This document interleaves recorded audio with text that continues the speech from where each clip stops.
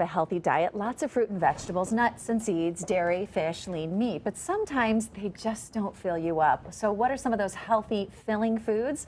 Our nutrition coach, registered dietitian Suzanne Farrell from Cherry Creek Nutrition is here with a look at some of these things. And I feel like this so often. I'm like on a great path. I eat really well, and then I'm starving it and I bomb. I do something dumb. I know. I always say by the time we get overly hungry, we want the banana chocolate chip muffin, not the banana. Exactly. So the whole point is to really during the day eat those foods that are not only nutritious but also offer that sense of satiety. That is the name of the game. True. So I wanted to bring some ones that you may not be aware of, and also some of the ones that I think have been a little controversial that some people think they should be staying away from. And the first is starting with whole grain bread and whole grain pasta. Here's the deal. We absolutely way overconsume refined carbohydrates, refined grains, and we underconsume whole grains. So oftentimes with diets, they get rid of grains altogether. Right. Or you think you're doing right by just saying no carbs altogether. Exactly. And the that's body not for everybody. No, Yeah. and the body needs carbs. So whole grain breads, whole grain pasta, rich in fiber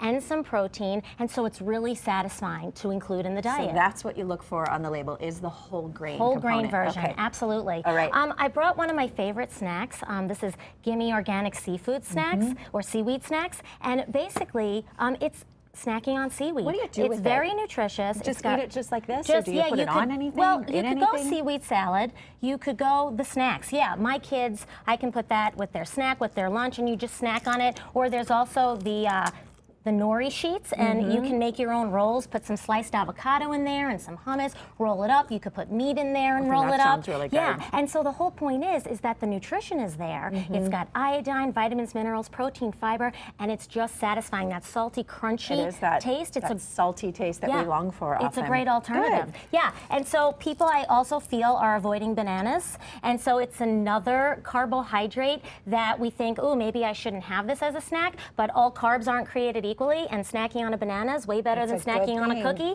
And it also has a type of fiber that actually is called resistant starch that doesn't get absorbed. It ferments in the colon, and it creates these beneficial fatty acids that promote satiety, also a healthy GI probiotic balance.